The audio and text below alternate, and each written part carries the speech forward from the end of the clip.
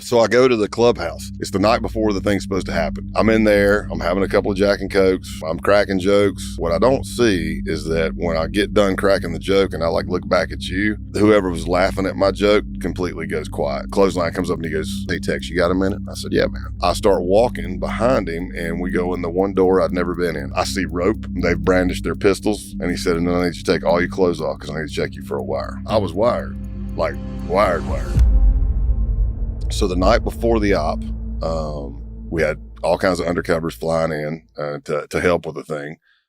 They weren't with me. They were all probably out having dinner. Hey, man, good to see you. All right, tomorrow we're going to ride around. I'm out there still doing it, which is fine because I was the primary. But I went into clubhouse, and it was a weird exchange at the start. I got there, they told me to come. The president, Joe Dogs, told me to come. I get there, nobody's answering the door. I'm like, what the hell's going on? And then he finally comes, and he does the whole crack the door with his face. "Hey, man, we're not ready yet." And I'm like, well, why'd you call me? I don't want to say that's being lax. I don't know. Maybe it was, but I'm like, why'd you even call me? This is stupid. Right. Well, that's how you would act. Yeah. But my spidey senses weren't going off yet, So I went to go get something to eat, came back, finally get inside. When I get inside, the second closest relationship I felt that I'd built in that case was Clothesline. And Clothesline's real name is Brian De La Vega. And Brian was the enforcer, or at least one of the enforcers for the Taunton chapter. So I go, I'm in there. I'm having a couple of Jack and Cokes. I'm cracking jokes.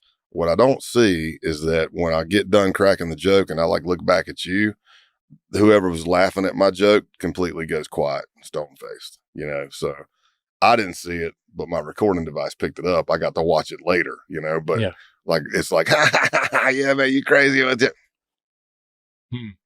they're ready. Mm-hmm. That's what their whole church meeting was for. And for the listeners that don't know, especially in your 1%er clubs, there's a mandatory meeting every week. You pay your dues, all that stuff. They refer to that as church.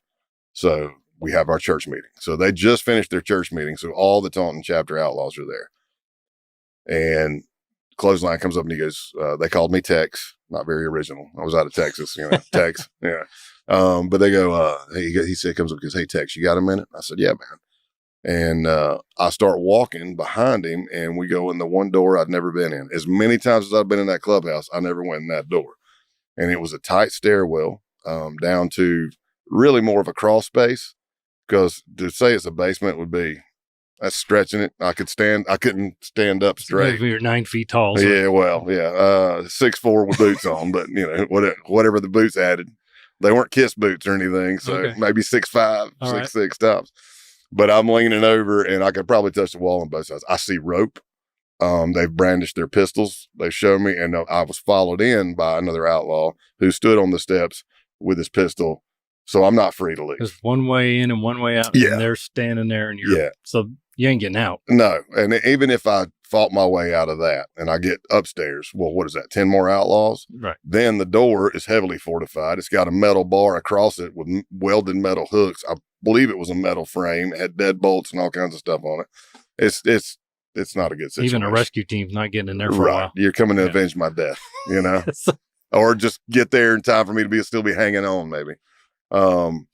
But he carries me down there, and I'm like, oh man, I'm getting the tunnel vision. I'm getting the old crap moment, and because I know something's not right. And he says, "Look, there's a lot of shit going on, and it's my job to take care of my brothers." He said, "I need you to write down your full name, your date of birth, your social security number, your address, everything." And he said, "And then I need you to take all your clothes off because I need to check you for a wire." And I was not expecting that because I was in a year and a half. Right. That's the one time you feel like you could even start wearing a wire because they don't check you after that long. So I take off I start writing my name down, and because of the stress of this situation, your hearing's off, you got auditory exclusion, you got time dilation in your eyes, everything you look at is going slow motion and clicks. The adrenaline tunnel vision, adrenaline dump, hamstrings are rubbery. You can hear your heart beating, feel it beating through your whole body, and everything slows down in slow motion. And this is per your training, though. You know how to handle that.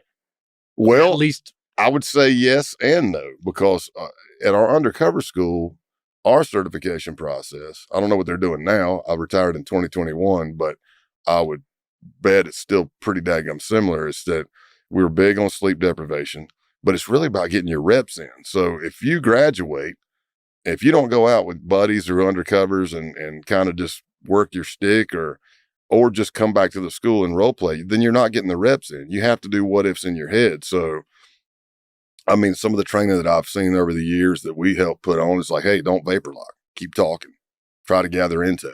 Right. You know, don't sit there like a deer in the headlights. But that SNS activation, even from your SWAT days, just recognizing it. I mean, you describing everything that happens is probably something that you were at least keenly aware of why your body was doing that. Yes, but at the time I was not breaking it down like that. At the time I'm going, oh crap. Yeah, it doesn't mean there's a solution. Yeah, it just means you know I think I might be getting ready to get killed. Because as I say to a lot of people, I'm like, look, had I not been wired, embarrassing, yeah. Take me down to the basement, strip me, standing there naked in front of 2 grown men, you know.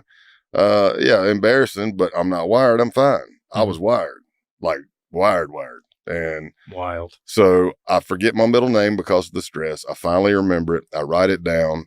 And then the whole time I'm kind of talking to him, you know, I'm like, I don't even know I do it. It's we kind of call it a distraction technique, is a term for it. But as I'm trying to remember my middle name, I turn and I say, and what else do you need? And they're like, what? I get my name and what else? And then they scream up and they're like, hey, probate, what do you need for that website? So I'm hearing that. So I'm getting actionable intelligence and I'm saying, okay, well, now they're going to run me. They're going to Google me and search me on the internet. That's fine.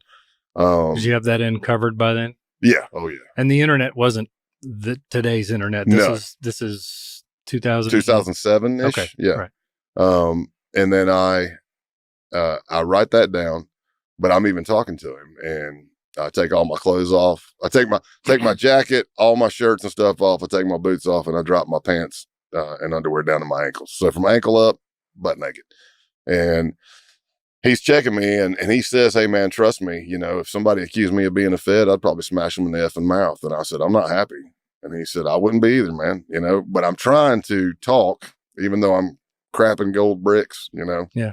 You're buying time to figure out what to do. I'm trying to just keep talking. You know, just to not vapor lock.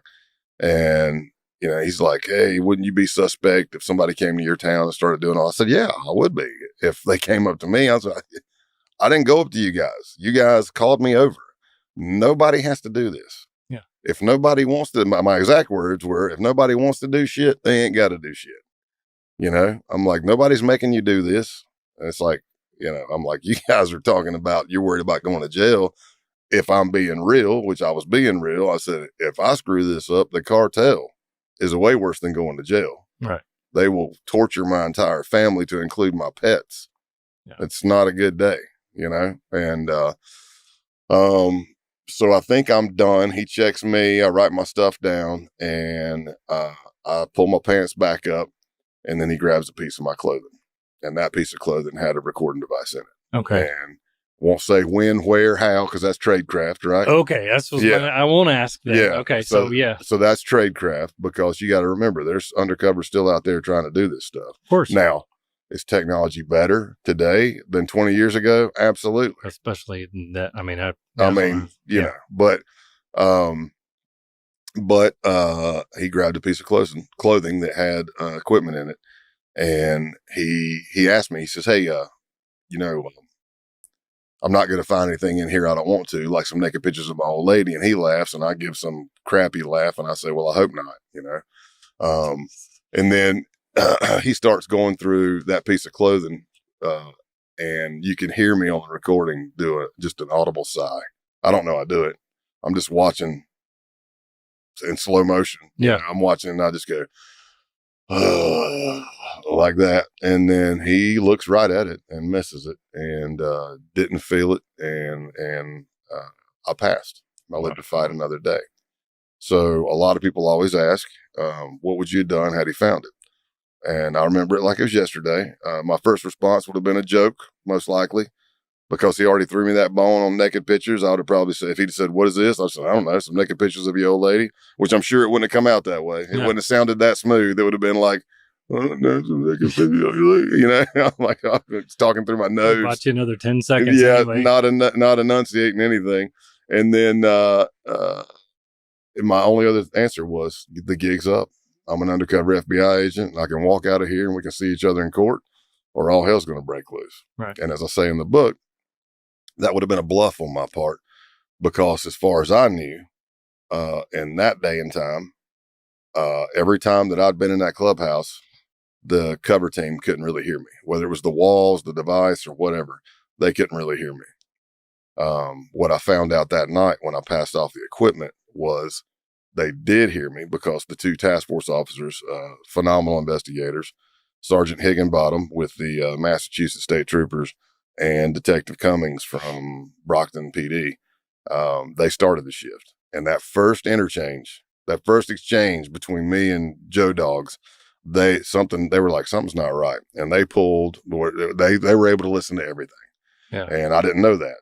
So that goes to a whole nother thing. They're listening to me. They know I'm scared. They hear my voice is a lot higher than it normally is, because they know my baseline.